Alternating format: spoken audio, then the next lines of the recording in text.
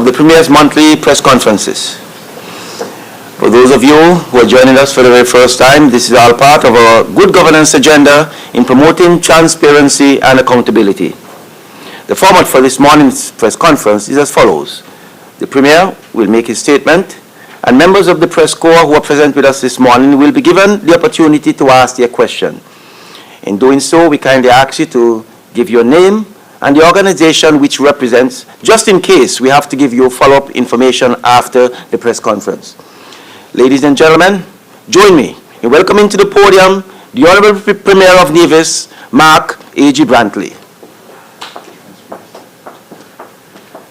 Hello, good morning everyone, and thank you and welcome to another edition of our monthly press conference.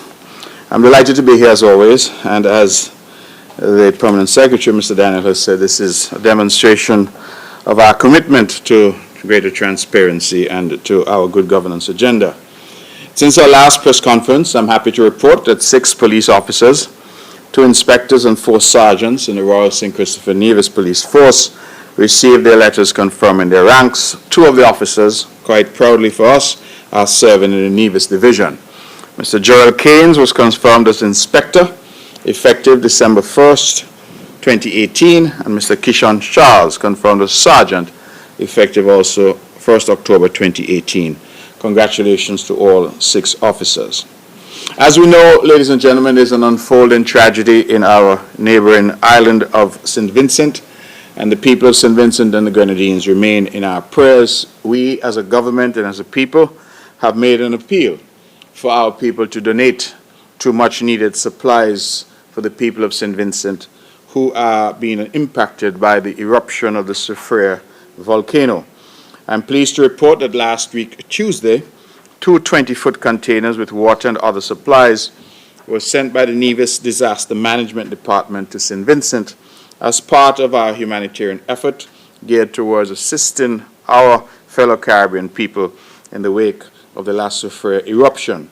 Over 1,500 cases of water and 17 pallets of food, toiletries, and hygienic products were sent. The supplies, we're told, had an estimated value of about 70,000 EC dollars. Let me switch quickly to the good people of Cherry Gardens in the heart of my constituency of St. John's.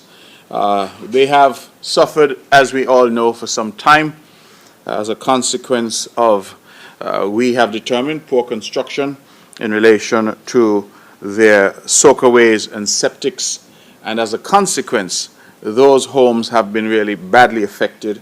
If you go into what is a beautiful neighborhood of Cherry Gardens, you will find, for example, that some people have actually started to run water onto the roads, and we have a situation where drain water from perhaps washers and washing machines and the sinks, etc., are actually running out onto the island roads. That creates, of course, a serious health concern for the residents there. I often see children in that neighborhood riding their bicycles, etc. And when I campaigned on the last occasion, this was a recurring theme where people continued to complain and to say that they were suffering acutely from improperly constructed septic and soakaway arrangements. Now, we know that the majority of those homes were constructed between the period, say, 2008 and 2010. And so they are long past the usual time that we would have for remedial work to be done by the Nevis Housing and Land Development Corporation. We were, however, mindful that these are our people, these are Nevisians, many of whom would have bought their homes in good faith, and so the Cabinet would have deliberated long and hard on the matter. What we would have done was to commission an actual study in Cherry Gardens, and so we had an engineer who went around and used several weeks to visit homes and to ask the necessary questions, and he has come back with a proposal. As a consequence, I'm proud to say that my Cabinet has agreed that the government will undertake and underwrite the cost of fixing the soakaway and septic issues for some 31 homes. That is significant because that adds to another, I believe, 11 that have already been done, and that we hope will bring some relief to the folks there in Cherry Gardens who have struggled with this situation for a very long time and bring some amelioration to what is a health issue that is now emerging. Government, ladies and gentlemen, is a continuum. And it would have perhaps been an easy thing for us to say that was not our government, that was the previous party who did that and who caused this situation in Cherry Gardens. But that is no answer to the people who are in that situation. And so we have concluded that notwithstanding that these homes were built some time ago, that it is important that we remedy the situation since we are satisfied that they were the consequence of defective work in the first place. And so we're very pleased that some 31 homes will benefit from that. I would want to go on record to thank the Honorable Deputy Premier, Alexis Jeffers, and his entire team at the Nevis Housing and Land Development Corporation, but also to thank Minister Spencer Brand, because what we've decided is to have Public Works and the Ministry of Works manage these works there in Cherry Gardens for the benefit of the people there. A significant announcement this morning, ladies and gentlemen, is that, as you know, we continue to struggle with the COVID-19 pandemic. I hope you'll forgive me if I spend a few moments to report that as of yesterday, some 2,972 persons on the island of Nevis had received their first shot of the Oxford AstraZeneca vaccine. The numbers are nowhere near where we would like to see them, because the medical team has advised and the science has advised that 70% is the benchmark. As presently advised, we are at about 36% of where we need to be on the island of Nevis, and wider in the Federation, I'm told, we are at a similar percentage, 36 or 37% nationally. It means that we have some work to do. We're only roughly halfway there. And the numbers each day have not been particularly encouraging. As we know, there's an element of vaccine hesitancy in the general populace. We continue to call on our people to be responsible, to seek to do the right thing, and to think of the vaccine as a protection for them and their families, but also for their community, their island and their country. The vaccine enables us to get back in a meaningful way to work, to reopen our tourism industry, which is so critical, and of course, to allow us to restore some sense of normalcy to the island and to the country. What efforts are we making in that regard?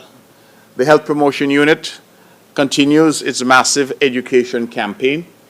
Our leaders in health, particularly the lead of our local task force here in Nevis, Dr. Judy Nisbet, she has engaged with churches, she has engaged in public forums. We have had forums all across the island of Nevis in order to try to encourage our people to get vaccinated. The vaccine is safe. I believe that all the trials have suggested that it is safe.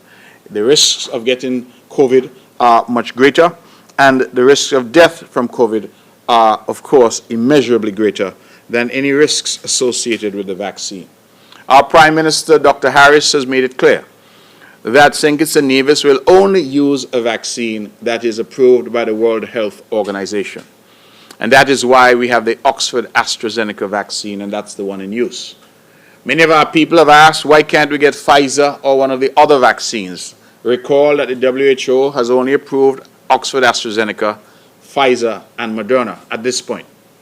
And I can report that the Cabinet at the federal level has asked me to assist in diplomatic efforts to secure additional doses of the vaccine.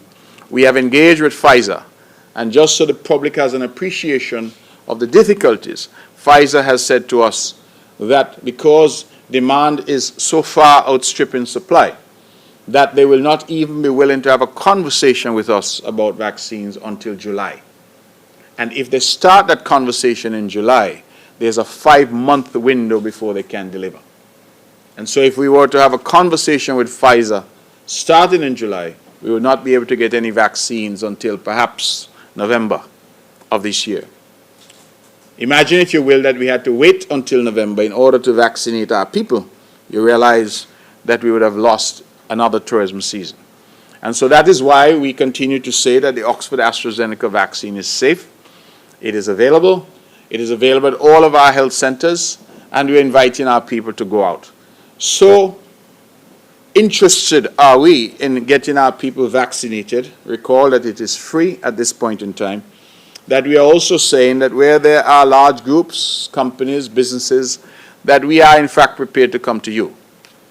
And our health authorities have been very flexible in that regard. So we are prepared to come and attend your workplace and to have the vaccination done there. We're prepared to come to your church or any organization where people are gathered to have the vaccination done so that our people can protect themselves. I am mindful of the concerns that some members of the public have expressed. Some concerns I really can't answer because some I don't know where they come from. Somebody said to me recently, for example, that the vaccine is the mark of the beast. Now that is not something that I can answer. I'm not qualified to speak to that kind of concern. Where there are health concerns, where there are what I would call legitimate concerns, I believe that you get the advice of the health professionals. And that is why Dr. Nisbet has been part and parcel of that discussion, because as a qualified medical practitioner, she is in a position to answer the questions as they're asked. What efforts have we been making in addition to the education outreach? I have personally engaged. I'm pleased to say that so far I've had a town hall with the church leaders on the island and the faith leaders on the island, inviting them for their ideas and inviting them to share with us what they thought the best approach could be in getting members vaccinated. I've had a very good town hall meeting, and all these town halls are being hosted at NEPAC. I've had a very good town hall meeting with the taxi and tour operators, and the feedback there was also excellent. I've had an excellent meeting with our hotel operators on the island, and I've also had an opportunity to speak with the parliamentary opposition here on the island of Nevis. I've done so telephonically, and I have followed up in writing to invite the participation of the opposition. I have said very clearly, publicly, and I say it now again, that COVID is no respecter of persons. COVID is not going to knock on your door and ask if you're NRP or CCM before it strikes. And it therefore behooves all of us to hold hands on this issue. We understand that the country has opposition. I used to be there. I understand that opposition plays an important role. But we must also understand that this is our country.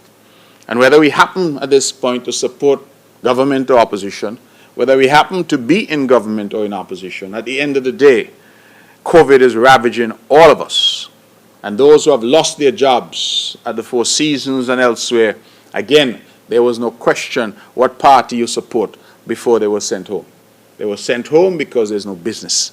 If we really and truly are interested in getting our people back to work, if we really and truly are interested in ameliorating the difficulties that our people have encountered, if we are serious about development and we want to see the government's revenues enhanced so that the government can pay its staff and generate the goods and services that people look to the government to do, I believe that all hands must be on deck as we see an all-of-society approach in relation to vaccination. So I've reached out formally to the opposition and invited their participation, and I await some response from the opposition in Nevis in relation to their position. I am also today, I believe at 1:30, meeting with the teachers on the island of Nevis at NEPAC. Now, why the teachers? And I want to say a special word. The message is going to be the same, God willing, when I meet with them later today, because the teachers are a very large constituency. They are a large group of public servants. More importantly, the teachers are charged with teaching young people, generally people who are below the age of 18, and therefore people who currently are outside the group that is being vaccinated. That is important because it means that every day teachers, more than anyone else, come into contact with young people who are unvaccinated. And that, based on the science, increases the risks for all, for the teacher and, of course, for the students. Because the students, let us remember, once they're below 18, do not fall into the category of persons for whom the vaccine is currently recommended. When that changes, we will adjust, but for now, we're not vaccinating persons under the age of 18. So if you're a primary school teacher if you're a high school teacher, if you're teaching at the sixth form, you are likely to be interacting with unvaccinated persons. And that increases the risk for that person and for the teacher. And so I believe that teachers who have always led in terms of education have a special place here in terms of the vaccination effort. And if there are those out there who are listening to me and think that I am speaking just in a vacuum, or I'm speaking in a theoretical way only, let us consider for a moment the difficulties that our sister island of Anguilla is currently experiencing. And just this morning I checked with a colleague there in the government, and he reported that from a single event, Anguilla now has 55 positive cases as of today. Included in that 55 are 5 students, high school students and primary school students. And included in that 55 are some teachers as well. And they are now forced in Anguilla to test entire schools, form by form, in order to ensure that the community spread that they're experiencing has not invaded the schools. And so to me, the schools are a logical place for us to have a vaccination effort at this point, principally among the teachers. And the reason for that is quite simple. The Anguilla example proves the point that it is an area where large numbers of people gather. And where large numbers gather, COVID is always a danger. And so that single incident in Anguilla should remind us all of the fragility of the situation, the fluidity of the situation, and the ease with which COVID can enter. Consider, if you will, members of the press, and those who are listening and viewing, that Anguilla, prior to this single incident, had, we advised, only 28 cases for the entire year that the world has endured COVID thus far. Indeed, Anguilla had already announced that it was reopening, I believe it was in July, where once you were vaccinated, you could come and there was no need for quarantine. Single breach. And Anguilla now has more than double the number of cases that it had all year, last year. One breach. And so when a lot of us are here saying, there's no COVID here, nobody, you don't need to worry, free up the place, I think that's a stark reminder of what can happen. And I'm understanding from colleagues in Anguilla that this incident might have stemmed from some illegal immigrants coming in to Anguilla and, of course, avoiding the protocols by entering illegally. We are aware of how porous our own borders are. The police have reported, and I'm sure members of the press have reported, on incidents right here in Nevis and St. Kitts of persons entering illegally. When that happens, it means that despite our protocols, if protocols are to be bypassed by illegal entry into the country, then the risks are very real. And that is why I keep urging our people not to let down our guards. We talk to people all the time. One young person said to me, there's no COVID here, so why is there a need for us to vaccinate? Let COVID come. And if it comes, then we vaccinate. That, to my mind, is closing the barn door after the horse has already bolted. Our job is to keep COVID out, keep COVID at bay, because we recognize that if COVID were to take root here, that it can quickly overrun our medical system. The pictures that we see on the media, in places like Brazil, and now, of course, what we're seeing happening in India, I believe should be a stark warning of what could happen here. And yes, we have been blessed, and yes, God has been good to us, and yes, we have had good guidance from our technical people. Yes, we've had leadership that has been prepared to listen. But at the end of the day, our people also have to be responsible. And so I urge our people to please go out and get vaccinated. Incidentally, I asked my colleague in Anguilla, what has this done for vaccination? And he says vaccination is up.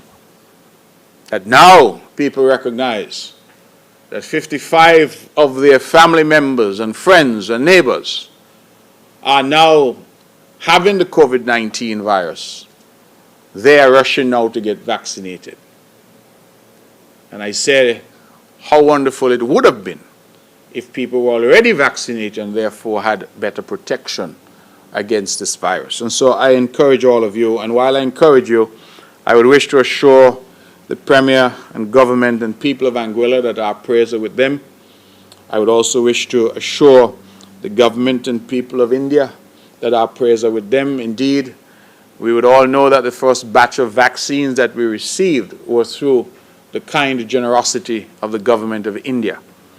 And the fact that just a few months ago, India was looking out for us, so far away from India, and that they now find themselves in this tragic wave that is engulfing that country, I believe that they ought to be in our prayers and that we ought to empathize with them in this very difficult time in their history. Ladies and gentlemen, as I talk about vaccination and our ongoing efforts, I am inviting, of course, the press, members of the press, to join us in that effort and for us to work together to avoid situations as we have seen happening elsewhere. In that regard, let me make this announcement, that we as a government are continually trying to see what we can do to tighten what we are about here to ensure the safety and security of our people. And we recognize that Nevis has been a very popular destination over the years for those seeking work and those who are seeking to live here as residents here. And the Premier's office handles work permits, it handles residencies, and individuals have come. We have had a very open and liberal policy, particularly to our Caribbean brothers and sisters, as I think it should be. What we have now decided, and effective May 1st, is that anyone seeking a work permit or residency or seeking to renew a work permit or their residency will have to present evidence that they have been vaccinated. We feel that this is a reasonable measure to take in the circumstances, just as persons seeking a work permit and residency have to submit evidence that they're free of tuberculosis and syphilis. I think those are the two tests that are applied now. We are now requiring as of May 1st that they also confirm that they are vaccinated.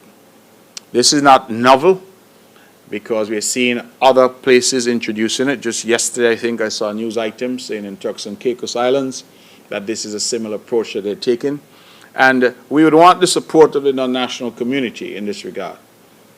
Incidentally, we are advised that the non-national community constitutes the highest percentage of persons who have already taken the first shot of the vaccine.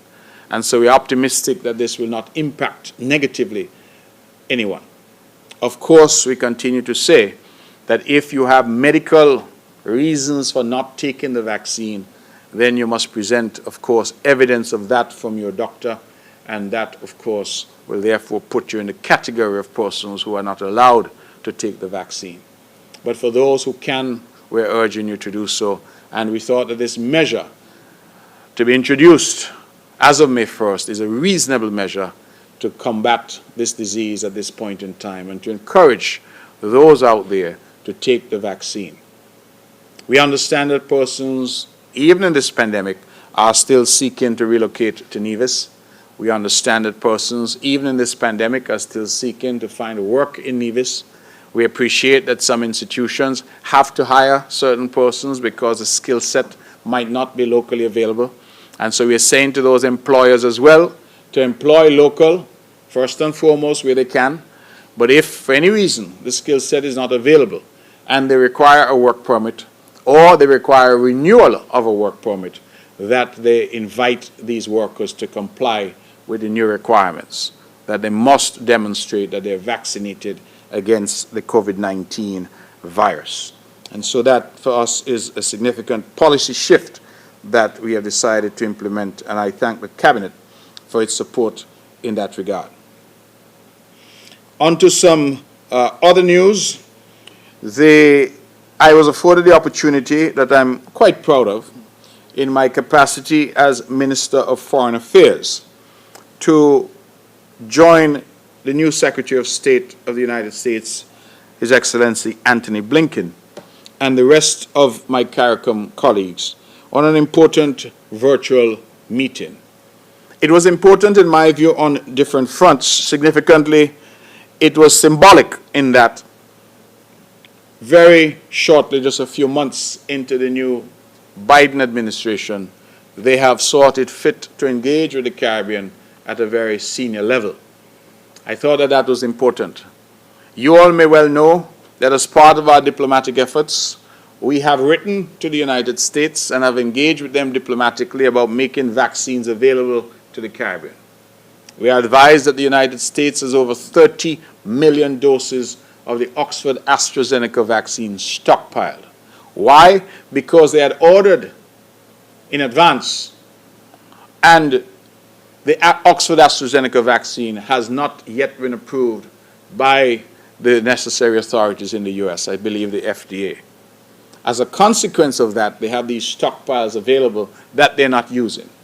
Recently, I listened to an interview done with Dr. Fauci in the United States, and he has said that he doesn't anticipate that there will be a need for the Oxford AstraZeneca vaccine on the basis that they have other vaccines. Of course, they have access to Pfizer, they have access to Moderna, and more recently they have had access to the Johnson & Johnson vaccine.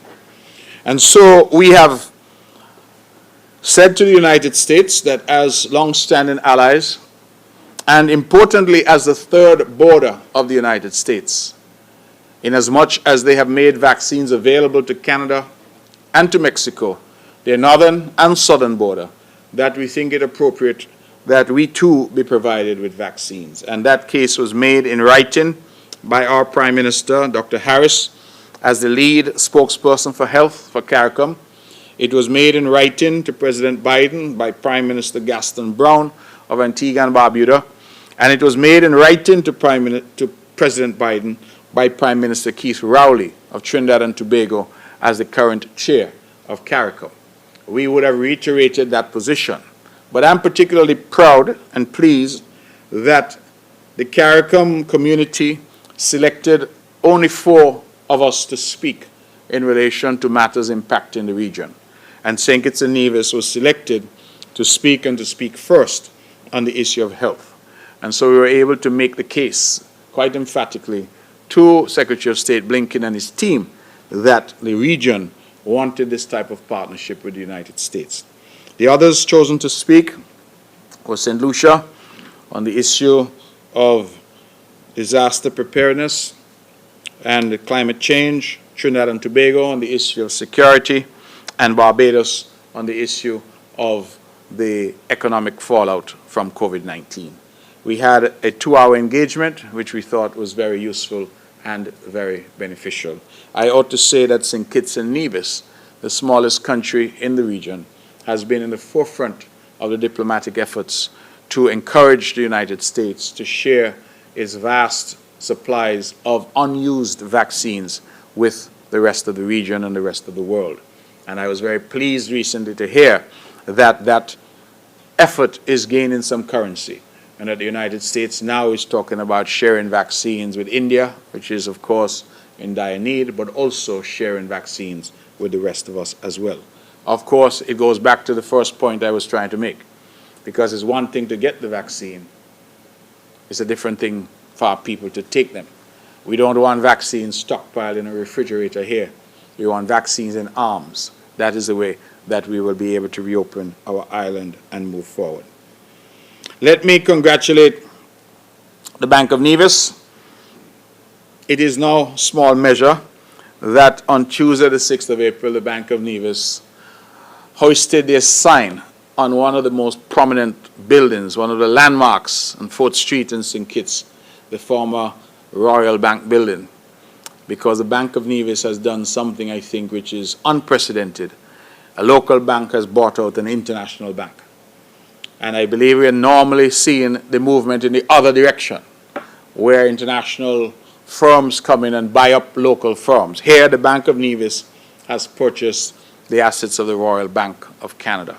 And to be in St. Kitts, to see them unveil the sign, and to be there with Lady Sheila Daniel, whose husband, Sir Simeon Daniel, was the visionary behind the Bank of Nevis, I felt exceedingly proud as a Nevisian to see our bank, the Bank of Nevis, expanding its reach in such a significant way. And so we wish them all the very best. We thank them and the board for this new adventure on which they've embarked, taking their business into St. Kitts. And it is my hope, and I said so to them, that they will take their business even farther afield and go throughout the region and internationally. There is no reason whatsoever why the Bank of Nevis ought not to be a truly global institution started right here on the island of Nevis. They, of course, are only 35 years old, and of interest to you perhaps, and certainly of interest to me, was the fact that they started out back in 1985 with a staff of only 5 people and just 250,000 EC dollars in capital. With this move now, they have moved to a staff of over 140 persons, and they have assets now of over $1.7 billion. I believe that by any test is a remarkable achievement for a local institution, and so I congratulate the Bank of Nevis and know that you too congratulate them with me. The police station, before the observer asked me about the Newcastle police station, let me tell you that the furniture is going in as we speak. I saw some photos just yesterday, and apparently we got furniture that needed to be assembled. So people were there assembling the furniture, and I'm told that the police are already enjoying the ambiance of a brand new facility there at Newcastle. There was some additional bits and pieces of work to be done. I think the phone lines and things like that had to go in. The internet had to go in. But all in all, I expect that the police are going to be moved in very shortly, the police and fire services. And so I'm anticipating that question and saying that the answer is that the police are already moving in, and we expect that that station will be fully occupied in very short order. We had, of course, to purchase furniture. Some came from St. Kitts. We are grateful to the federal government for that, and who have responsibility for national security. But the NIA as well made resources available to purchase additional furniture to ensure that our men and women in uniform were comfortable. And so we look forward to the full function of the Newcastle police station. The CCTV room, you would recall that we would have completed construction well over a year ago on a CCTV headquarters, command center, if you will, for our CCTV efforts here on the island of Nevis. Recall, if you will, that the intention in Nevis is to have CCTV island-wide. So the entire island main road will be covered by CCTV. On St. Kitts, the program had advanced faster than the program here. But on St. Kitts, they had in some areas used Wi-Fi. The advice that we got was that Wi-Fi was good, but that the fiber was better. And so we opted on Nevis to go for fiber. And so we have been pulling, is that the correct term? Running fiber, whatever the language is, to get it across the length and breadth of the island. And the idea would be to mount cameras. I believe that we are going to see cameras being mounted very soon. I'm advised that the engineers from Taiwan and Mexico will be here at the end of May, to carry out the installation, and we will therefore be allowed thereafter to properly utilize that new building and to have another string to our bow, as I like to put it, in the fight against crime and criminality. And so we certainly look forward to that and to making that a possibility. Last month, I was asked, again I believe by the Observer, about the energy input from the wind farm. I'm told it's about 0.8 megawatts that they currently supply to us and put into our grid and into our system. The question also came, because I'm just promising, I did promise I'd come back with information. So the question also came about the number of persons who might have been impacted by the Water Department's effort to collect, and had a conversation with the Honorable Spencer Brand, the Minister. And as I reported then, even though I didn't have numbers, that the vast majority of people have come in and have done the responsible thing and have entered into some kind of payment arrangement.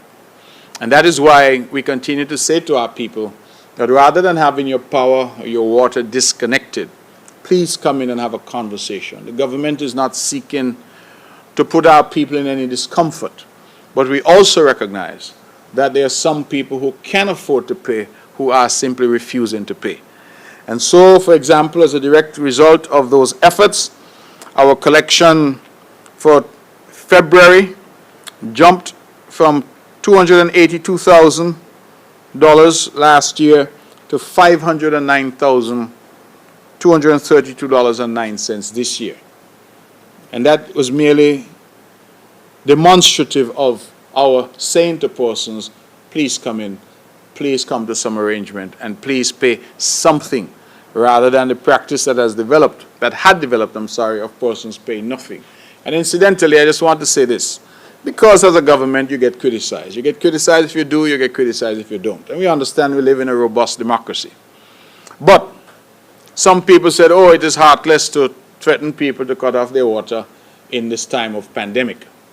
And whilst some may have that view, it is also difficult to continue to run the utility if you don't have money coming in to pay staff and to buy supplies and the like. Interestingly, when we looked at those that owed, and indeed those that owed large amounts, we recognize that a lot of those arrears predated the pandemic. So there's some people who haven't paid for years. The pandemic would have arisen in its full rigor last year, February or March, I believe, of 2020. There's some people who are owing since 2015 and 2016 and 2017. So while it's convenient for some to say it's not a good thing to do in the pandemic, the reality is that there's some people out there whose attitude seems to be that we will consume water, we'll consume electricity, but we will not pay for it. And we're saying that we cannot survive like that. All of us have to do our part, and all of us have to pay our share.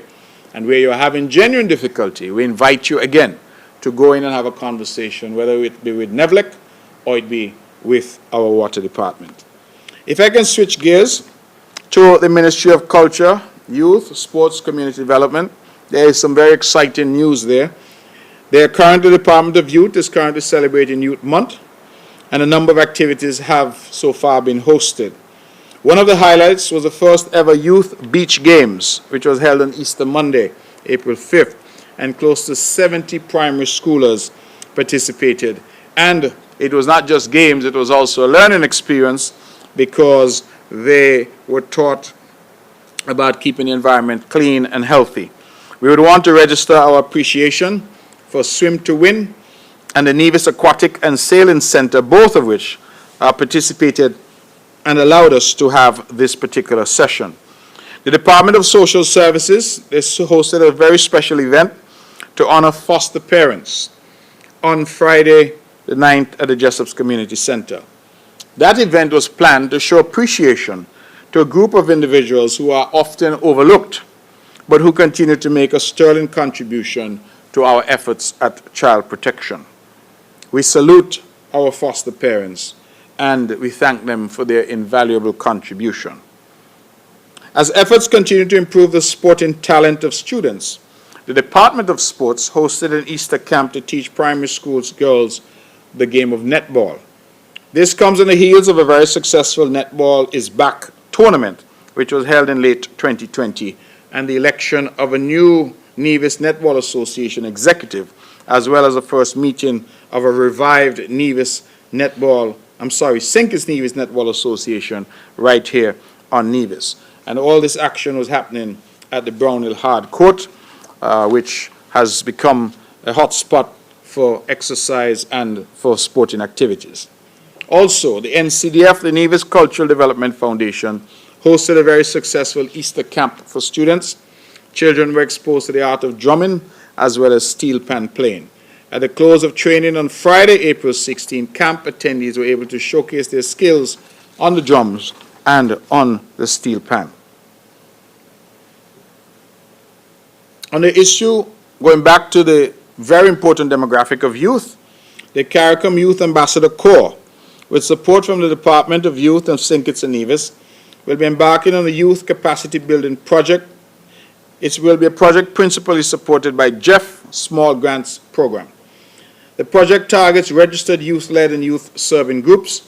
The benefits include a deepened understanding of the proper manner in which youth groups should be structured and governed. Registered youth groups will also benefit from a grant to develop and implement a sustainable community-based project. For more information and regarding registration and participation, please contact the Department of Youth right here in Nevis. And the registration, importantly, ends this Friday, April 30th.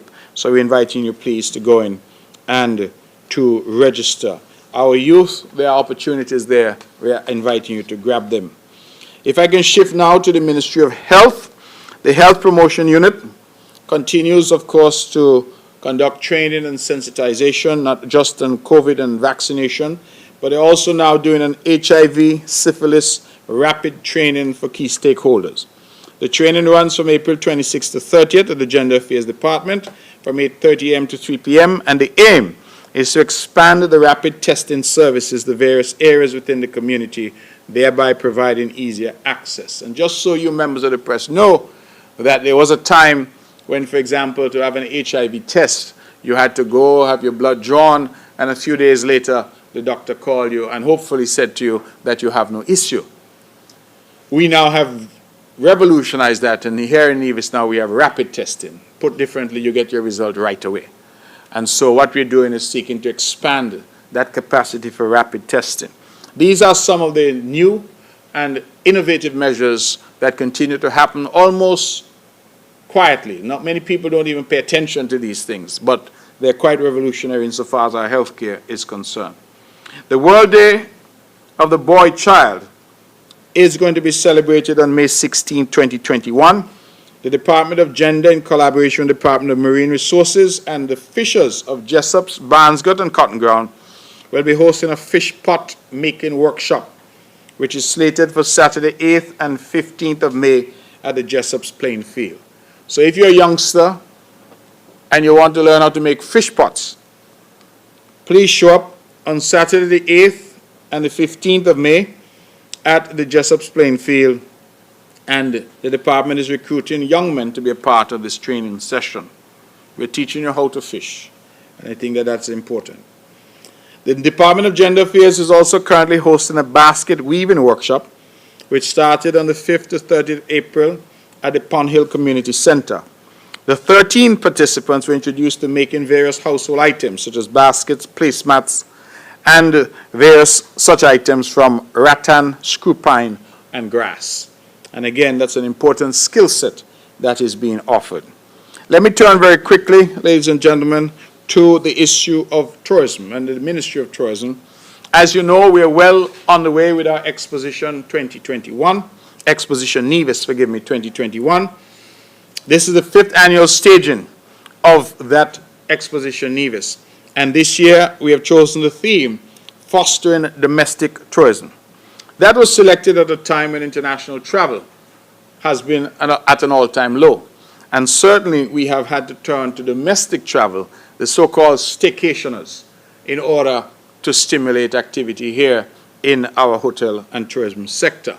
Incidentally, let me use this platform, this podium, this rostrum, to appeal to our brothers and sisters on St. Kitts that we will be offering specials to them yet again for the Labor Day weekend and for the other holiday weekend in May. I'm told that there are 2 holiday weekends in May, and we're inviting all of St. Kitts to come to Nevis to be with us over here. The hotels are on board, and they will be offering specials for hotel stays and various specials at various restaurants for our friends and family. I've seen businesses like Islander Water Sports already offering discounted prices, round-trip prices for brothers and sisters on St. Kitts to come over. So please come with your families. For those on St. Kitts, come over and spend the weekend with us for Labor Day. And when do they march? On Mondays, they march in St. Kitts for Labor Day. So when you can come over, go down Monday morning for the march and come back after the march. So come over and be here with us in Nevis for Labor weekend and for the following weekend, which will be what? Is that the Whit weekend? There are 2 weekends. I'm not even sure. Whit and Labor Day weekend. Good. So both weekends we'll be offering specials, and you'll see a lot of media on this very shortly because the good people here at the Nevis Tourism Authority will be working on that. But we invite you to come over. And this is part and parcel of what we're referring to as our domestic tourism. Hills and valleys, they are offering a special rate of 35 EC for locals who wish to experience a saddle hill and waterfall hikes. The Nevis Equestrian Center is offering a special of EC $100 for locals to do horseback riding. And the Wally Beach Resort, Golden Rock, Hermitage, and other properties on Nevis are also offering special staycation rates. 3 competitions have been launched for Exposition Nevis 2021. There's a schools essay contest open to children ages 8 to 17. The topic is, how can we foster the growth of domestic tourism in St. Kitts and Nevis? There's also the Creative Seafood Dish Competition, which forms part of the Jessup's Seafood Fiesta. First prize is $500. Then there's the Nevis Garden Competition, where participants can enter in the vegetable or ornamental categories. The garden competition is open to householders, schools, churches, and businesses. On Thursday, the 26th of April, a tree planting exercise was held at Pinnis Park in celebration of Earth Day under the theme Restoring the Earth. Trees were symbolically planted by a number of people, including His Excellency Tom Lee, Ambassador of the Republic of China, Taiwan to St. Kitts and Nevis. Her Honor, our beloved Deputy Governor General, Mrs. Hailita Liebert, several members of the NIA Cabinet, former Premiers, His Excellency Ambassador Vance Amory, and the Honorable Joseph Parry, and the widow of our first Premier National Hero, Mrs. Sheila Daniel, Lady Sheila Daniel. We also had trees planted by the oldest person was Mrs. Eunice Griffin, good Reverend Griffin. She at 93 would have planted a tree. And we had trees planted from our young people, ranging from the Ines, France, and Charlestown preschools all the way up to the 6th form. By the time the park is done, which I think is instructive, we would have planted 3,000 trees at the Pinnis Park. You would recall, members of the press, that it was last year that we announced the very ambitious plan to plant 10,000 trees on the island of Nevis. We did not make it. We fell short. We got to just over 6,000 trees planted last year. But with the Pinnis Park, we will get to the 10,000 mark this year. And so we're happy, and I congratulate the Minister of Agriculture, the Honorable Alexis Jeffers, and of course, the Permanent Secretary, Huey Sargent, and the team there who continue to press ahead with this. We had a very lovely event at the Artisan Village. They held the very first night market on the 24th of April. The feedback has been overwhelmingly positive. Let me thank P.S. John Hanley and the team. Let me also thank Nayoka Bailey. She was the principal person involved with the organizing. I think they did an excellent job, and the public responded in large numbers for a wonderful, cool evening at the Artisan Village.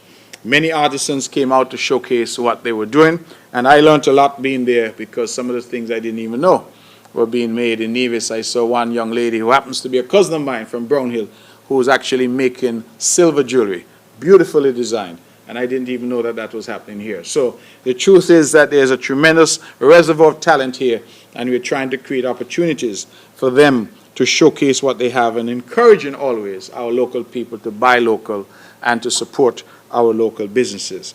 So we commend P.S. Hanley and the team. We commend Nayoka Bailey, who led that particular team to put it all together. But all the members of staff at the Ministry of Tourism would have performed incredibly well.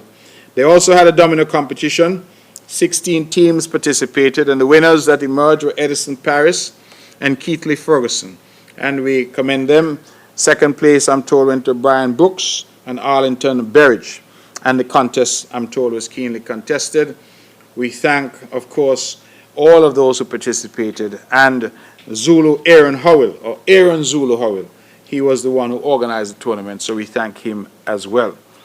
The general public has been very supportive thus far, and we encourage you to continue to support the efforts in terms of Exposition Nevis. Interestingly, the upcoming events include the Jessup's Seafood Fiesta. That's on Labor Day, Monday, 3rd May, at the Heritage Village Life Open Day at the Heritage Village on May 7th, and the New Rivers Farmers Association opened at New River on Saturday, 15th May. There will also be a virtual culinary tour on Saturday, 22nd, involving 2 of the local bars. It's interesting, a virtual culinary tour. I suppose you taste the food virtually. The ministry will also be hosting a 2-day tourism entrepreneurship workshop for persons wishing to start their own tourism business. This will be held on May 11th and 12th. And on the May 29th, there will be a meditation and exercise session at the beach at the Hamilton.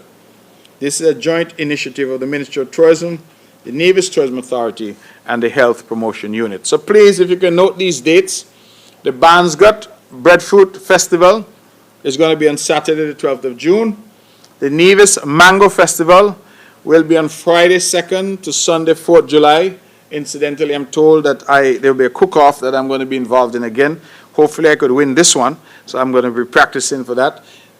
The Friday the 2nd to Sunday the 4th of July.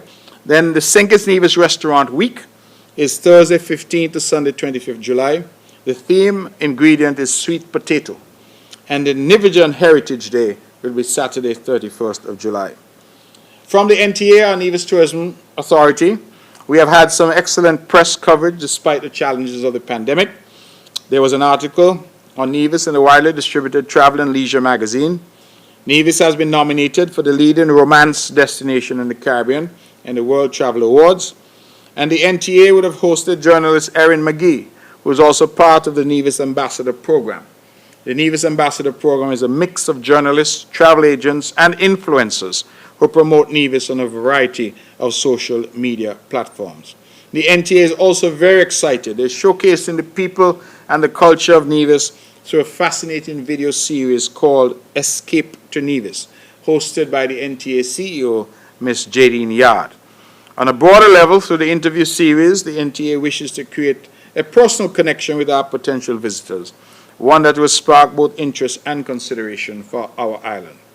They have also launched a marketing survey, which so far has got great feedback from our source markets, and the survey is intended to provide insight to allow for our marketing efforts to be more tailored.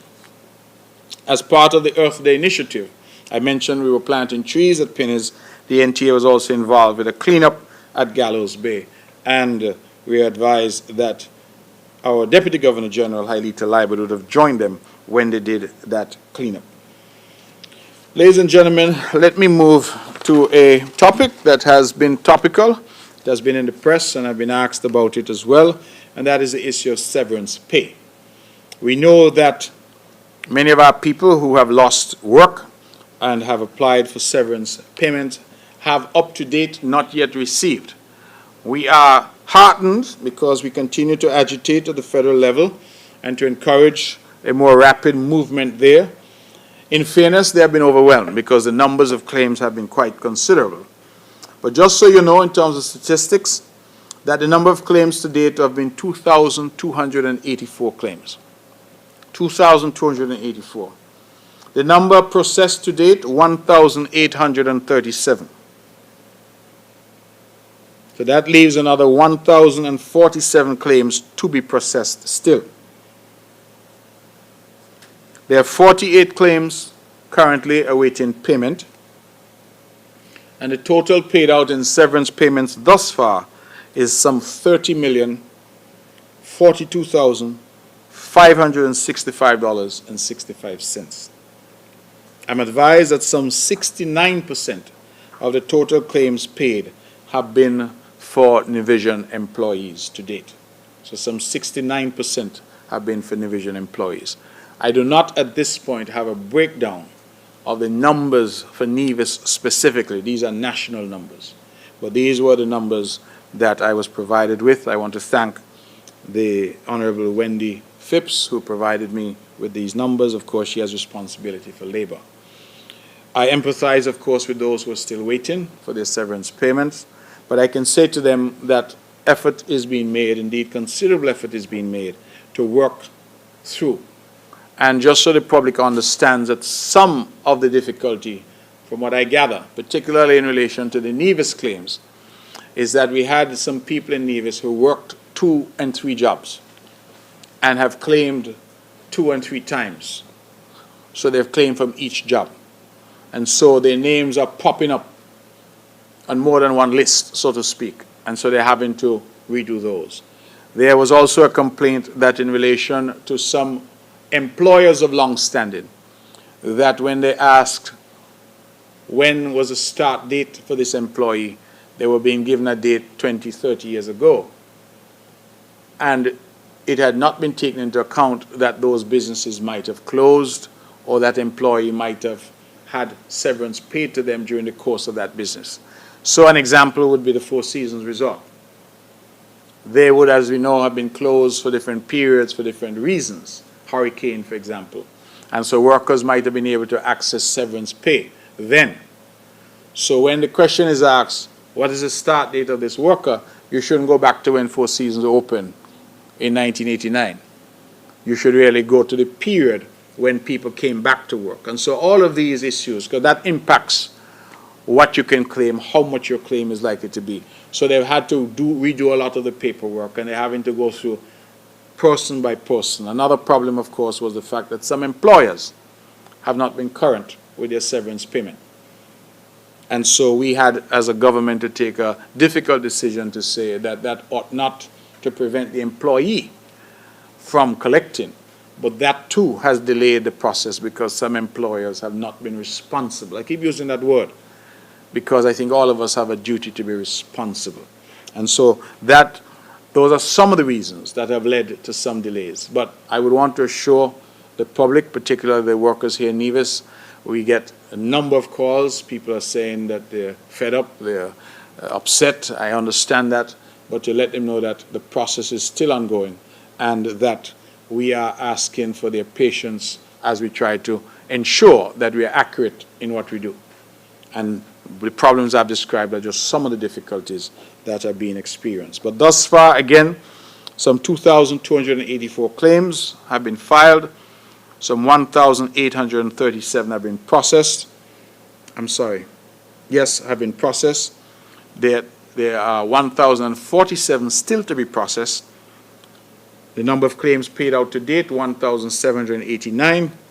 Total claims awaiting payment, some 48 as of yesterday.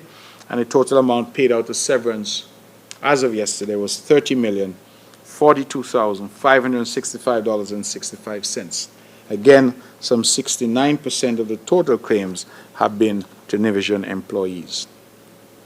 Total claims paid have been to Nivision employees. Just switching very quickly now to the Ministry of Communication and Works. The Nevis Water Department, through the Nevis Disaster Management Department, is pleased to advise that they too are part of the relief effort in St. Vincent, and they would have sent 100 cases of 5-gallon bottles of water to St. Vincent and the Grenadines as part of that relief effort. Nevis has always had a collaborative approach to occupational safety and health issues over the years, and the World Day for Safety and Health in the Workplace 2021 will be celebrated on Wednesday, 28th April.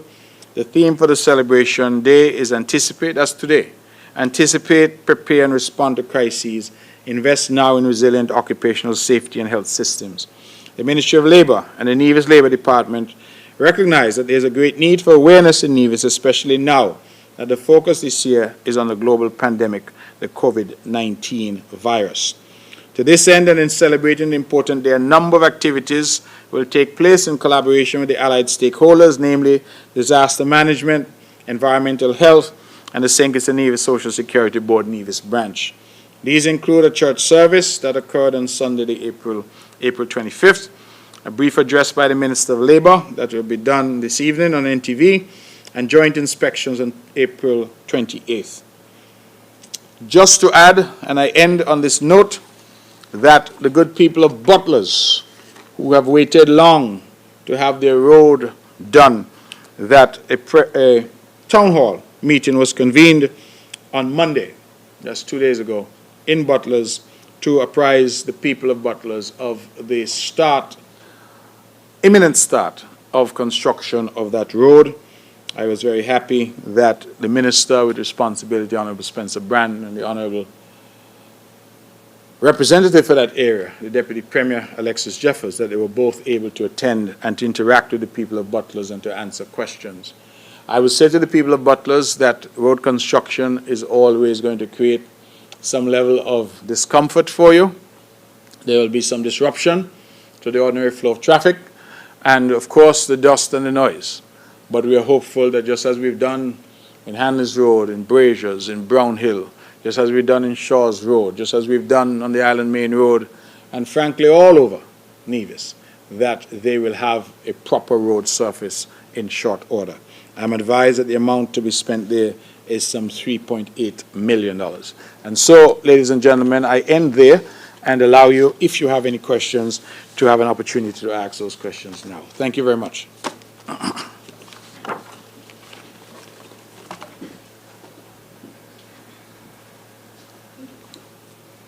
Good morning, Monique Washington, St. Kitts Nevis Observer newspaper. Well, the federal government has said that they would like to reach herd immunity by June or July of this year. However, within the last couple of weeks, and you admitted today that we have seen a decline in the number of persons taking the vaccines, especially in Nevis. I mean, there has been about 100 persons that would have taken the vaccine within the last week. What happens if the Federation does not reach herd immunity by the summer?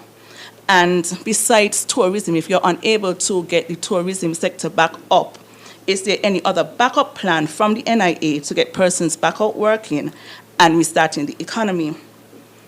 Now, we know that it is not mandatory for persons to take the vaccine, but we have seen businesses now telling their employees to take it or else, or take it and you get this and things like that. As a seasoned lawyer, Mr. Premier, are employees legally obligated to take the vaccine if their employers ask?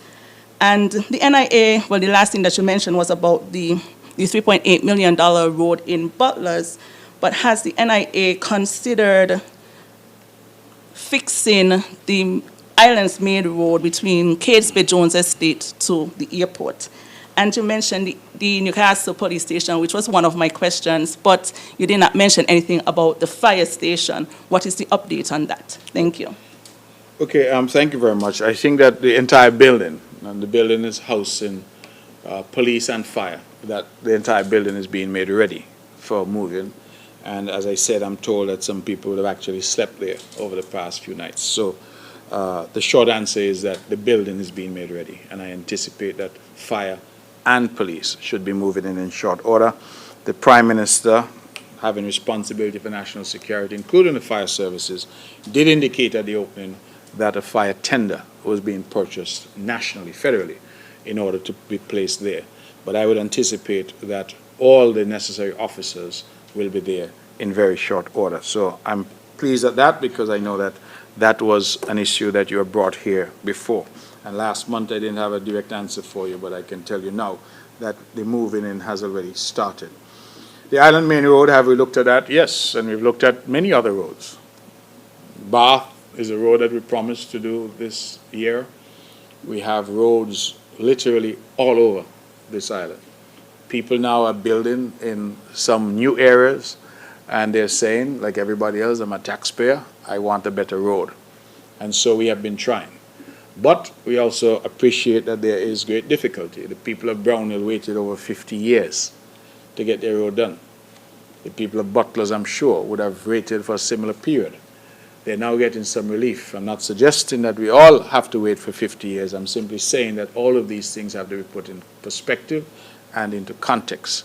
In fact, it's interesting you ask the question about roads, because as the government has tried to respond to the demand for roads, you hear the criticism that that's all you're doing is building roads. So we understand, and I like to always comment on the robust nature of our democracy, that people, even if you did the best that you can and there was a reward to everyone, you still have criticism. But we are looking at the Island Main Road, yes. We are also looking at other roads, and we're seeking to prioritize them. This year, we did say in our budget that Butlers Road and Bath would be the two main focus for this year. You said I'm a seasoned lawyer and you wanted some legal advice. I haven't practiced law in a while, and in any event, legal advice costs money. So I'm unable to help you on that. What I will say is that I believe it is universally accepted that people are not mandated to take a vaccine. But if you choose not to take the vaccine, then there may be consequences for not doing so. So you can decide, I won't take the vaccine. And that is your personal choice. But I can also decide, well, this is my business. It's a private business, and if you don't take vaccine, you can't work here. That's also the choice of the business. So it creates a lot of very debatable issues. And that is, I think, where I see the world going. For example, in Israel, in order to access restaurants, supermarkets, bars, nightclubs, etc., you have to present proof that you've been vaccinated. Denmark has just rolled out an app, because the same thing in Denmark. If you need to go to a restaurant, you need to go to a bar, nightclub, whatever, you have to show. So they have the phone and they scan it. Yes, this person is Mark Brantley is vaccinated, he can come in. Monique Washington is not, she can't come in. So while nobody can force you as an individual to be vaccinated, no police is going to come, break down your door, grab you, and take you to the hospital to get a vaccine. That's not going to happen. But clearly there are consequences of not vaccinating. I am advised that the cruise ships, for example, already saying that when they return, and I'm told by the minister in St. Kitts, the Honorable Lindsey Grant, that they will start to come back sometime around July. That they are already saying that they don't want their guests to go into any taxi where the taxi man is not vaccinated. They don't want their guests to go on any catamaran cruise where the crew is not vaccinated. They don't want their guests to go on any zip line or any tour or any hike or any ATV where the people are not vaccinated. So what is going to happen is that as the world changes, and the world has changed, individuals who decide that they're not going to vaccinate, not having any medical reason for not doing so, are arguably going to get left out. It may sound harsh, but that is where I think things are headed. If you plan on traveling in the near future, I'm pretty certain that the airlines are going to say, you have to be vaccinated, you have to present proof. And I can't blame them, because if I have been responsible and I have vaccinated and protected myself, why should I sit in a seat next to you when you say you're not take none? So, everybody has a choice. You can go downtown today and you can choose to go into a store and steal, or you can go downtown today and go in the store and decide to pay for what you take up. That's your choice. If you decide to steal, you may end up in jail. That's the consequence. So a lot of people are putting this about human rights and, choice, and yes, absolutely. Nobody can force you. But people must also understand that businesses, and I've seen some very strong letters from TDC, I've seen some from Rams and other companies, and I can't blame them, because they too are concerned. And they're saying, if our staff decides that they're going to vaccinate, and some staff members decide they're not going to do it, and I'm sure all of you here have heard some of our people, me not do none. I don't care what anybody says, I'm not doing it.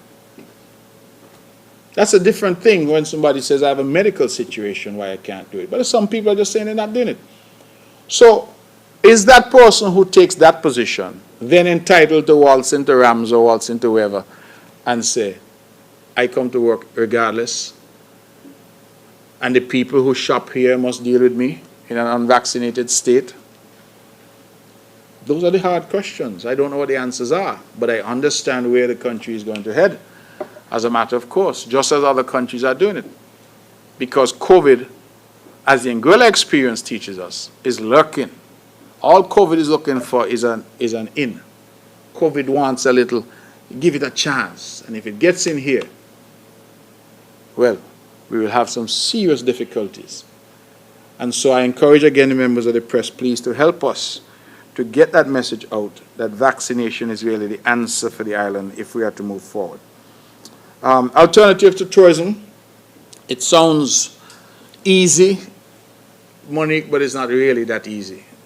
Because tourism, in terms of the infrastructure, in terms of the built infrastructure, the hotels, the staff, the grounds, the amenities, and the support, the fishermen who dive and get the lobsters for the tourists, the water ski operators, the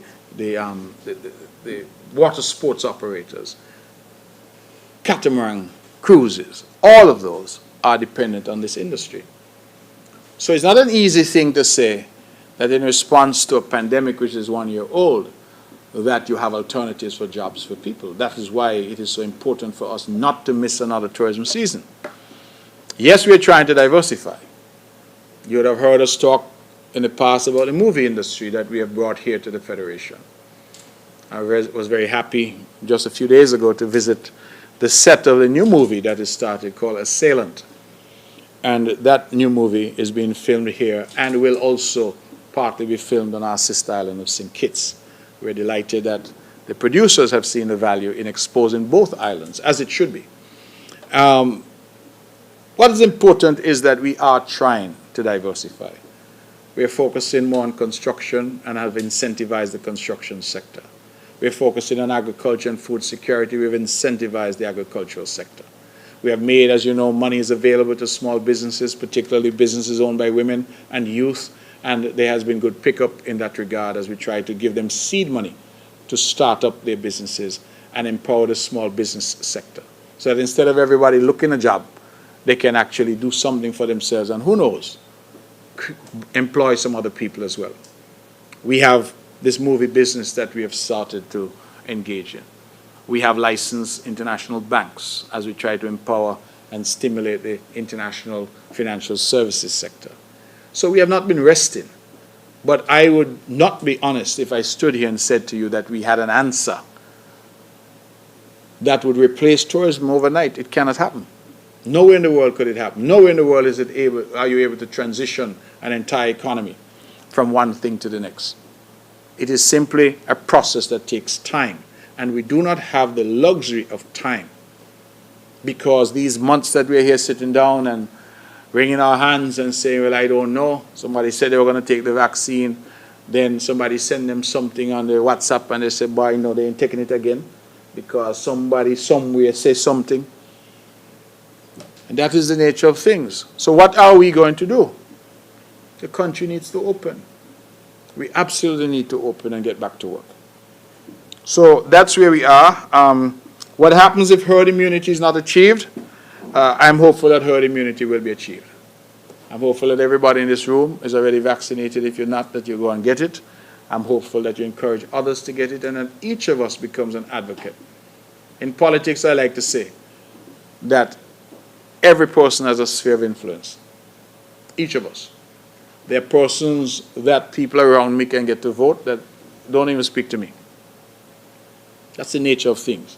Just so, for this vaccine, I can talk until the cows come home. There are some people who will not pay attention to what I say.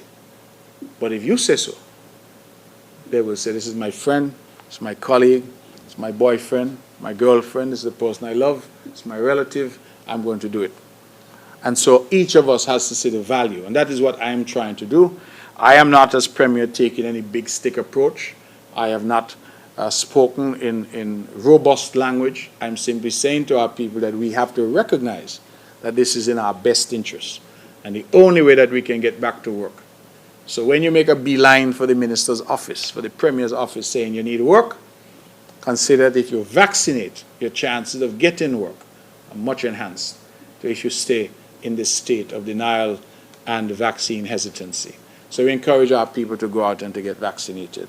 Incidentally, since I'm talking about vaccine, just last night the Honorable Prime Minister would have announced some changes, some relaxation of the protocols.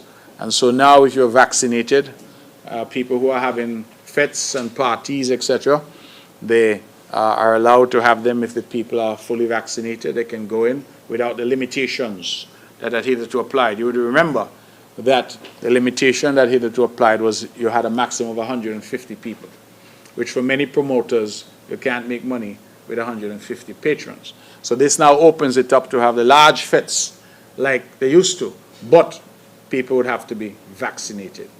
And then, of course, if you insist that you do not want to be vaccinated, then you could fet as well, but you're limited to the 150. They're also relaxed in terms of the quarantine for fully vaccinated individuals coming in. That has gone from 14 days now to 9 days.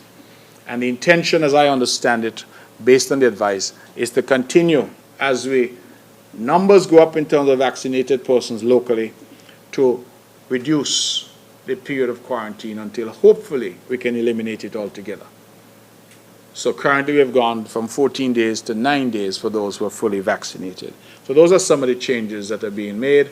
And for those who are anxious for sporting activities, you would have heard that the CPL, for example, is coming back. And again, if you're fully vaccinated, you can go in the park and have a good time. If you're not fully vaccinated, then you have some restrictions that will be applied to you.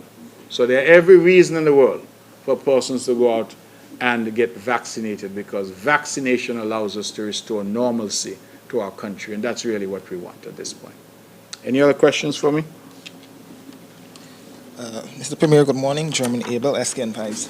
I just want a quick follow-up before I ask a question. You talked about those persons who are seeking work permits and regularizing themselves and so forth, that they have to be vaccinated. Should someone who isn't vaccinated come in to apply, what's the consequence in that regard? Well, they can't get the work permit. They can't get the residency renewed. It's now a requirement. Similarly, if somebody is seeking a work permit here and they can't produce a negative test for TB or syphilis, they can't get the work permit. They don't qualify. This is now a qualification. Okay, a couple of questions. One, we're talking about the whole issue surrounding vaccine and whether or not it's mandated, either at the public or the private sector levels. Mm-hmm. Can you give a sense of what it's like on Nevis in terms of the public sector? What sort of feedback you've been receiving about whether or not persons have been getting vaccinated? Because you're saying 36%. And there's this toss-up between mandate and it's not mandated. What is your position, again, for those within the public sector when it comes to the whole issue surrounding being vaccinated on Nevis? Also, India has been affected by the COVID-19 and all of that, and vaccines not coming out. How do you see that impacting St. Kitts and Nevis's push to, one, herd immunity, but also their assistance in terms of combating COVID-19?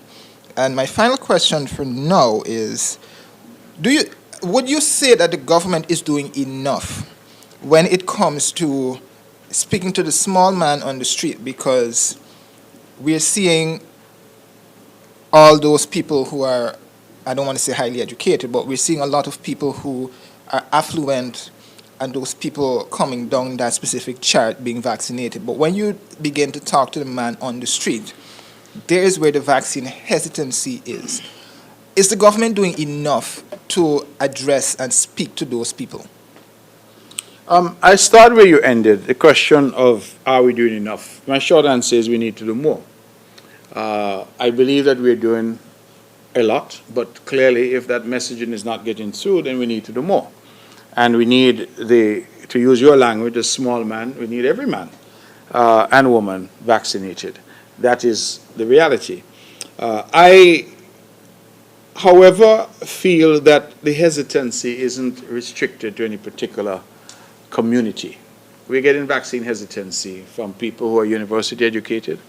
We're getting it even from some health professionals who, for whatever reason, are advocating a position. I've heard health professionals, for example, prominent health professionals, say things like they're waiting for another vaccine. They're not going to take this one, which is fueling the negativity, because really and truly, scientifically, there's absolutely nothing wrong with the Oxford AstraZeneca vaccine.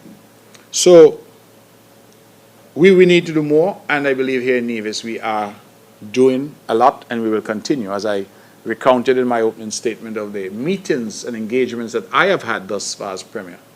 And what we're doing now in Nevis is we're looking at groups. So rather than saying we just have a town hall, we are having a meeting with the hoteliers, we're having a meeting with the churches, etc. So we find in those focus groups we get more of a conversation and less of a speech. And so that's what we have been trying to do in Nevis. And as I said, today we will have a conversation with our teachers at NEPAC, and I'm hopeful that we have a good turnout there. India and what is happening in India, as I've said, is quite tragic. I certainly empathize, and I believe that all of us should be encouraged to pray for the people of India. I don't see that, however, necessarily impacting us because, of course, there are multiple sources for vaccines, not just India. India was of assistance to us diplomatically by providing vaccines in the earliest stages. You will recall we got 20,000 doses from India. That's what started our vaccination process. But there is, of course, other options, including the United States, that we're looking at for the potential for vaccines. The public sector in Nevis being vaccinated, you said you wanted my position. My position is exactly what I'm doing now. I'm encouraging. I am advocating. I am begging. I'm beseeching. I'm pleading. And I want the public sector to appreciate that thus far we've been very, very, very, did I say very? Very privileged on the island of Nevis, because every public servant has been paid on time and in full. I cannot today give any assurance that that will continue indefinitely. And I believe that point needs to be made, because there's some people sitting down in government positions who figure, I safe, my pay safe, my money safe. So I don't worry about them because I don't work in a hotel. I don't work in tourism.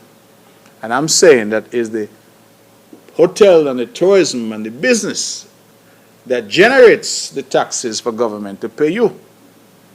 So understand that nobody is safe. And I'm a public servant. I put myself in that category. Nobody is safe insofar as the job and the salary and all that is concerned.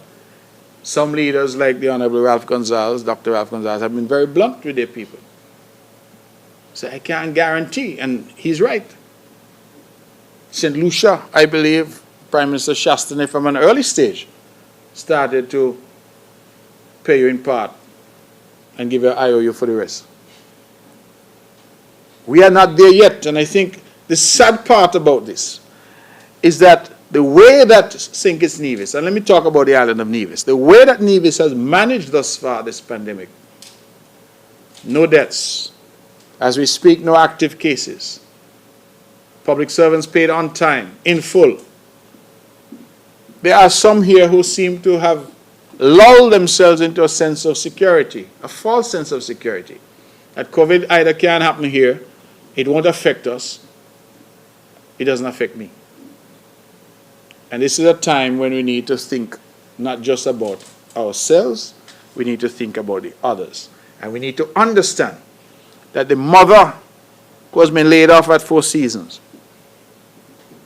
the chef who has been laid off at one of the other hotels, the closure of Nisbet Plantation, the continued closure of Mount Nevis, that all of those people impact us. And that because I'm sitting down in a black chain government and collecting a pay, I shouldn't look down on them or say their plight has nothing to do with me.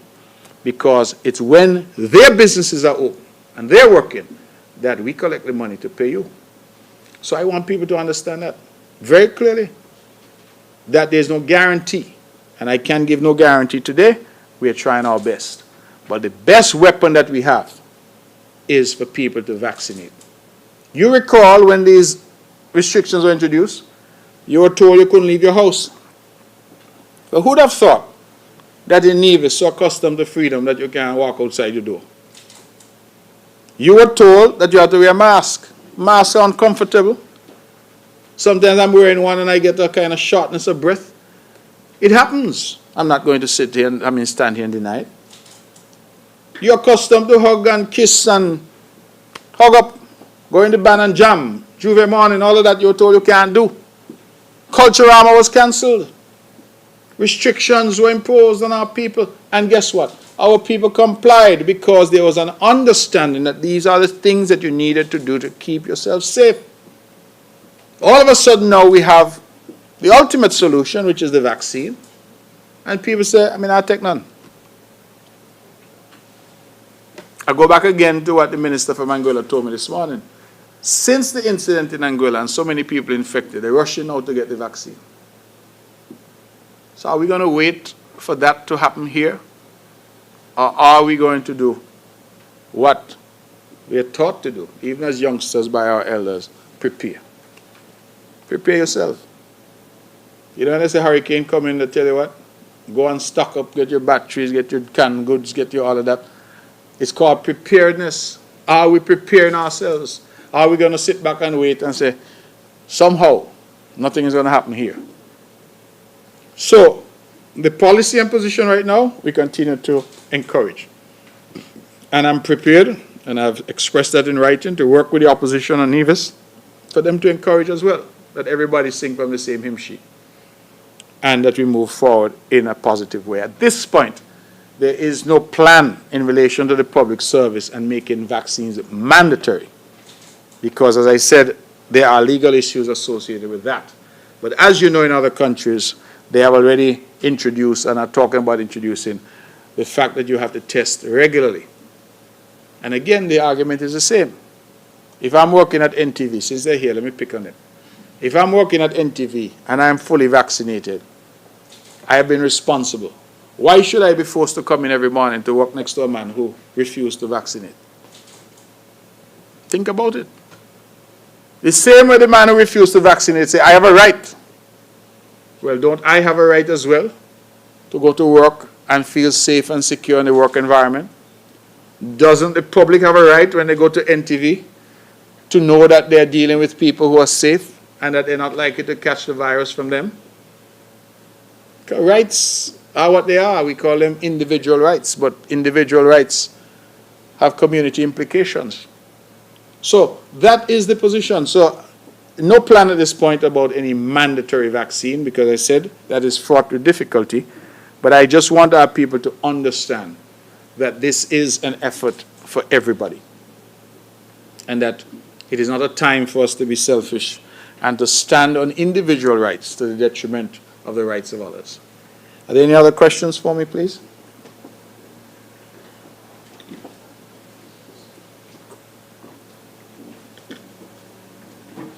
Good morning, Devon Cornelius. Good morning. Just a few questions. Can you provide an update on the status of the works at the hospital? Can you provide an update on the status of the one and only resort? And at your June 25th, 2020 press conference, it was announced that the NIA had revised its plans to transform the Vansim International Airport and will now move forward with a smaller project. Can you provide an update on that? Thank you. Okay, the works at the hospital. Thank you for the questions, Mr. Cornelius. The works at the hospital, I gather that the external works are now complete. The shell, if you will, that is now done. Roof, everything, walls, that's done. My understanding is that we have commissioned, in the process, let me put it that way, we've selected some consultants and are in the process of reconfiguring the interior. And why is that necessary? It's because the hospitals, as you know, are a unique type of building. It's not an ordinary office building. And so we have discovered that there's a particular flow to the building that they're saying is required. And so the consultants are going to help us in terms of knowing that, okay, X-ray or radiology needs to be next to OR or needs to be whatever. There's a particular flow. So that's what they're working on now.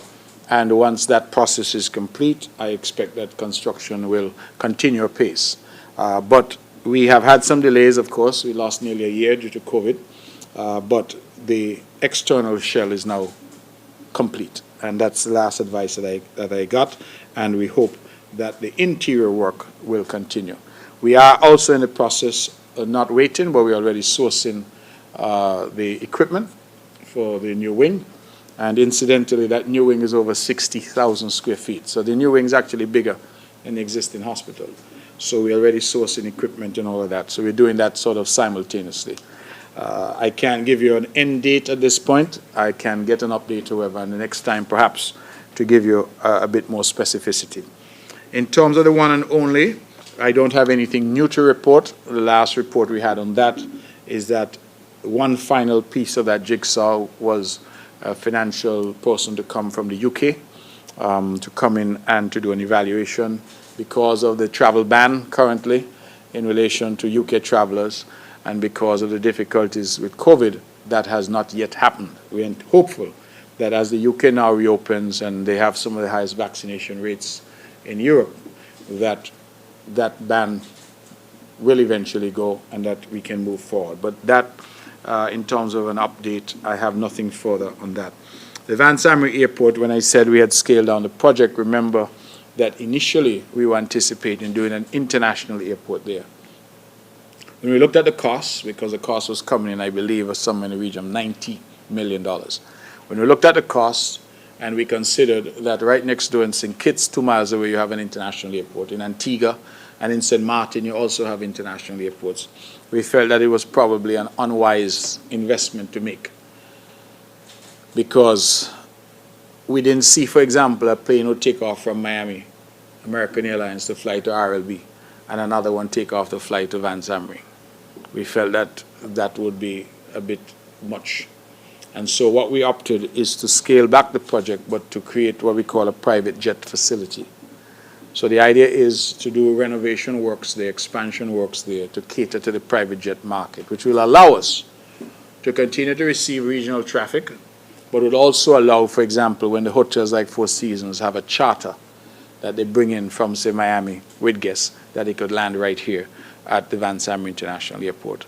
And then, of course, to cater to the private jet traffic. As you know, Nevis has a substantial number of very wealthy people who have homes here, many of whom own private jets. And a lot of them complain that they would like to fly directly into Nevis, get in their vehicle and go home. Instead of that, they're forced to fly into St. Kitts because of the inadequacy of the runway in particular. So those are the works that have been that are anticipated.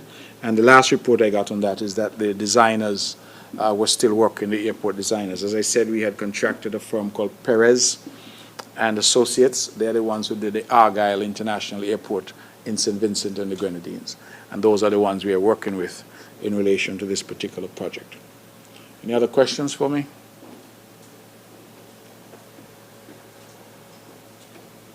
Good morning, Mr. Premier. Good morning, everyone. Jarvis Brown from Vaughan Radio. Mr. Premier, just a few questions. Good morning, Mr. Considering that you spoke of delinquencies in payments as it relates to water bills, will the government seek to perhaps impose some stringent measures, not only in the water bills, of course, but also as it relates to electricity? Can we have an update on housing projects such as at the top of Craddock Road as well as in Hamilton? And my final question, sir, the NIA would have mentioned back in March that it is actively pursuing more films and sought to bolster the film industry. Can you provide an update on that as well, sir? And thank you very much.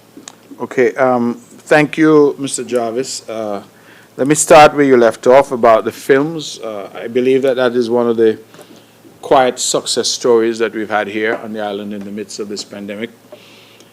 The deal that we made with MSR Media was for 2 films to be done on the island of Nevis. And they should have been completed somewhere around May, the middle of May, or thereabouts. They came, they moved substantial equipment and personnel here who are actually living on the island now. And they came up with a new model. They said, well, rather than doing just 2 films, we like it here. It's a safe environment. We feel comfortable here. We have all of the equipment and crew here. Why not just continue to make films here? And they launched the Msr Acting Academy.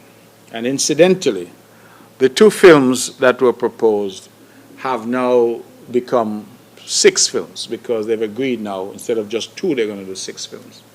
And what was to end in May is now going to go on until December of this year. The Acting Academy is relevant because for this new film that they've started, remember the first film was called 1 Year Off.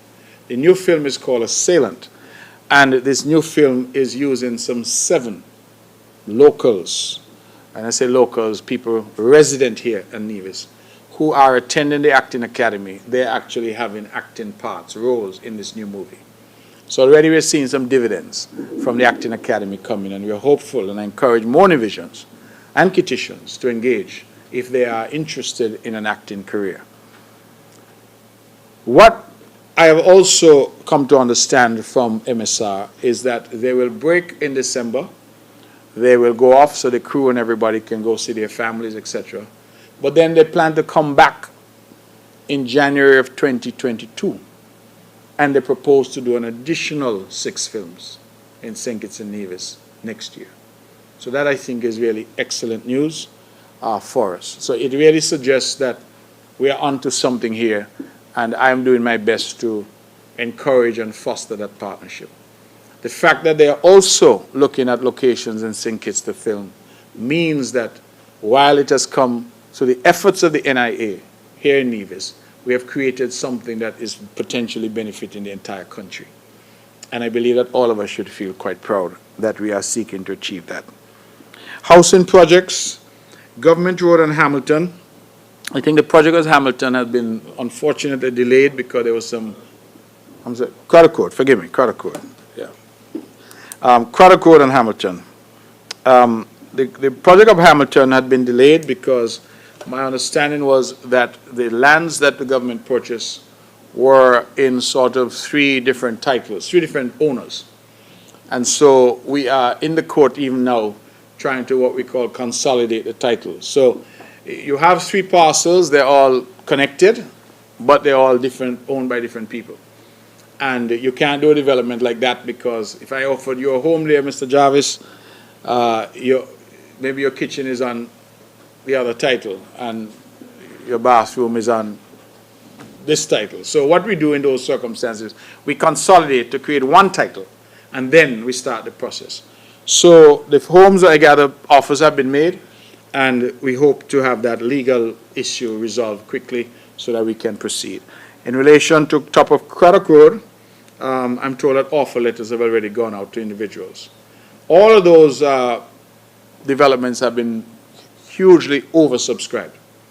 So, for example, I gather that for the one up Hamilton, which only had about 14 or so lots, that they got, I think, over 40 applications. Similarly here at Craddock Road. So clearly there's a huge demand for housing on the island that we are trying valiantly to meet. But we have also reached out, and I've met with some of the titans of business here to encourage them to themselves offer a housing solution to the people of Nevis, so that it's not just the government through the NHLDC that is involved in housing. We also expect very shortly to have a groundbreaking. We're going to do a small development in Rice's village in Gingerland, and that we hope to come on stream very shortly. Delinquency and payment for water, electricity. That's what we're seeking to do. We're telling people that the ultimate sanction is to cut you off. We don't want to cut you off. So we're asking that you come in and make an arrangement.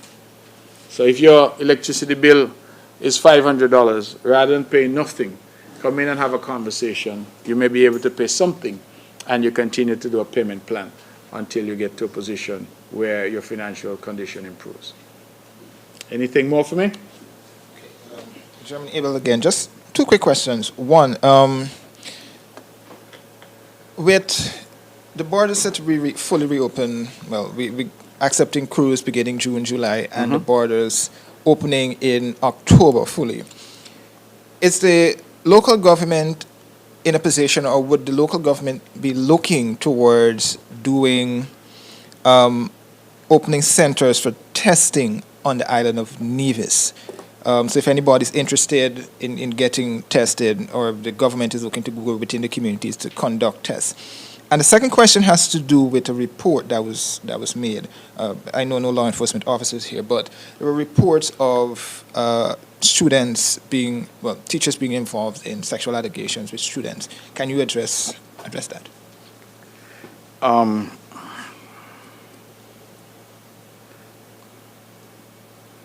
The issue of centers for testing, as you said, so the question that immediately came to me was why? Why? Because obviously testing costs money, naturally, and I see no particular reason in asking you to come and get tested if there's not a concern in relation to you. If there is a concern, naturally, if you've been exposed or there's a risk of exposure, then I understand why you would test. Some countries that have the resources have done sort of mass testing. I don't see that there's value in that here. What I want us to do is mass vaccination, because that way we protect people. testing tells me who might have the disease. That still doesn't help me solve the problem in relation to the disease itself. So that's what we will need to look at in terms of how we manage this whole issue of the testing. Insofar as the question about teachers and some misconduct, you are correct that reports have come to the Ministry of Education that 2 male teachers were involved in some, I would say, inappropriate behavior, because I've seen some very false and misleading statements in social media suggesting that something quite different to what happened. I can't get into the details. What I will say is that the matter is naturally being investigated, and we, of course, insist that we must have safe environments for our children to go to school, and our females and our males, those who are in school, must be in an environment that is safe. And so I encourage our teachers to continue to act with the necessary professionalism and decorum and appropriate behavior. But I hasten to say that we are not aware of any report of any actual physical engagement with any young person. What we are aware of are reports of inappropriate comments and inappropriate behavior. I can't get into any further details. I hope you would respect that I've tried to do the best I can with the words that I've sought to use. But the matter is well under investigation, and the matter is being dealt with through the usual channels, and we will continue to provide every support to our students. Our schools are safe. Our young people must feel safe at all times, and that is our goal. And our teachers and those involved in education and the care of our young people must conduct themselves appropriately at all times. Sometimes, you know, what big people do, which might be considered a joke, you know, I may make, and I've been guilty of it, I'm sure all of us have been guilty of it, of making jokes that, or saying something that, with disrespect, and somebody may say, you know, that's inappropriate. You may use a word or use language that is inappropriate. But what might pass between adults as conversation certainly would have no place when you're dealing with children. And so that is why I have sought to respond in the way that I have responded. But as I said, I saw some reports on social media which I thought were very unfortunate. And I also saw some bandying about of the images of the young women, which I think was grossly irresponsible and ought to be condemned. I don't know what has come upon our people that we act in this irresponsible and vicious way sometimes towards each other. But I condemn that unreservedly, because that was entirely uncalled for. So we continue to investigate the matter, and hopefully we'll be able to resolve it in a way that is just to all concerned. Any other questions for me? Good morning. LK Hewlett, Department of Information in the NIA. Mr. Premier, I know, well, I was trying to end on a positive note. The movie industry here, I know there was some criticism that it was a one-off shot. They did one little movie and that was it, and that the people of Nevis were not benefiting in any way, that sort of rhetoric. So now that we're seeing a second movie and plans for a third and further, you know, how is that impacting the people of Nevis? Well, I'm hopeful that it's impacting people positively. You know, they say the best response to criticism sometimes is to succeed.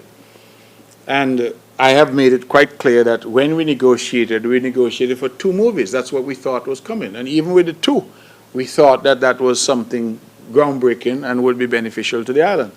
The fact that they've been persuaded now to move from 2 to 6 this year, and by last report to me that they're coming back next year, and they're now talking about doing a studio and all of that here, I think we're onto something really good. And so I have been doing my part to foster and develop the relationship. And I think when I speak to those involved in the movie-making business, it is the comfort that they feel here, the fact that they think that they're dealing with a responsible partner in the government, the fact that the island is COVID-free at this point, the way we've managed the pandemic, all of those things are things that they point to in saying that this is a place where they feel comfortable enough to continue to do business. And that's what we're seeking to do. Currently, in terms of direct employees, the last count they told me they had almost 40 locals from St. Kitts and Nevis who were directly employed to them, drivers, makeup people, hair people, costume people, now the actors that are coming into the mix. We had over 150, I think, extras in the first movie. This movie now we have 7 residents here having speaking parts. So for me it is not only, I mean, we have let me not call names, but we have one youngster, for example, from Nevis, from Newcastle.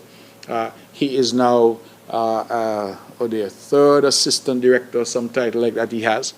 And he apparently, they're saying, has so much potential that who knows, he's somebody who we may see in the fullness of time developing into a full-blown director of movies. So we're seeing, of course, the people with the lighting, the camera, the sound, and the skills transfer. Because I think when we talk about development, we must understand that development is not something that happens overnight. So when we talk about the skills transfer, for example, that these people can pass on to local technicians the skill sets, so that they were now in 2021, January was when these people came here. They were able to complete their first film by March and start the second one on the 15th of April. I am hopeful that in another year or 2, as we continue to build out this industry, they won't have to bring camera crew with them anymore. They won't have to bring light and sound people with them anymore. Because right here in Nevis and St. Kitts, people will say, listen, that is now available here. We have camera people here who can handle this. We have sound, we have lighting people, we have makeup, we have hair, we have costume designers. All of that is available here. So all they need to do is come in with the idea, the investment money, and the actors. And even in relation to the actors, with the Acting Academy here now, we could say we have actors here too. So people can provide support roles, etc. Who knows that one of the same persons resident here, seen in one of these films, might be discovered. I mean, as I said, there are no small roles. Every role is important. And some of the most memorable roles are those where sometimes nothing is said. So I think that this is really something revolutionary that's happening here on the island. And I really hope that our people could get behind it. It is not everything that happens that we need to kick at and complain and criticize. Creating an environment where people feel welcomed, creating an environment where people feel comfortable, where employment is being generated, I think is a very significant development. And I would hope that everybody on the island embraces it as we try to do what people have been saying we should have done a long time ago, diversify our local economy. That's what we're seeking to do. So the short answer, I'm very happy with what I'm seeing. I believe that this thing has legs, that it can have longevity, and I believe that we just need to manage it carefully and to encourage not only MSR, but others as well to come. That Nevis is the place to be and the wider federation is the place to be. Could you imagine things like Saddle Hill and Mount Nevis, Nevis Peak, and Brimstone Hill and Christophe Harbour and all of these being featured internationally? Could you imagine the exposure for us? That next year you go on Netflix or whatever, you see 1 year off, assuming it'll be on Netflix, and you could sit down there and watch it with your family and you say, oh my goodness, that's so and so, and look, this area. And imagine that is happening globally. People who had never heard of Nevis now have an opportunity to hear about Nevis. So we shouldn't just see it and say, well, oh, only 40 people employed. It's much more than that. Much more than that. And when I see the youngsters, and I told you all before I told the story, I'm sure I told it here, and I went on set, and I hear a voice say, quiet on set, and then some big thing went like that, action. And I say, well, this is a Nevis voice I'm hearing, and only to see is a Nevision. Local fella, given that role. And he now is already progressing. So who knows, by the 3rd or 4th or 5th film by next year, maybe they don't need to bring the 2nd assistant director or the 1st assistant director, because somebody here now would have moved up. And I'm hearing from the filmmakers here that they are very impressed with the talent that they have unearthed here on Nevis already. And so my hope would be that persons embrace it and we try our very best to nurture and develop it. Like anything else, it's at a fledgling stage. And most things can either thrive or die at that stage. It depends on how we treat it. And we are committed to that, and I'm very happy at what we're seeing thus far. Anything further? Ladies and gentlemen, thank you very much. It is midday. It's a good time to end. Thank you all for being here. We hope, God willing, to be with you again in the coming month as we continue this series of monthly engagements. P.S. Thank you very much, and to all of you from members of the press who attended, I'm truly grateful.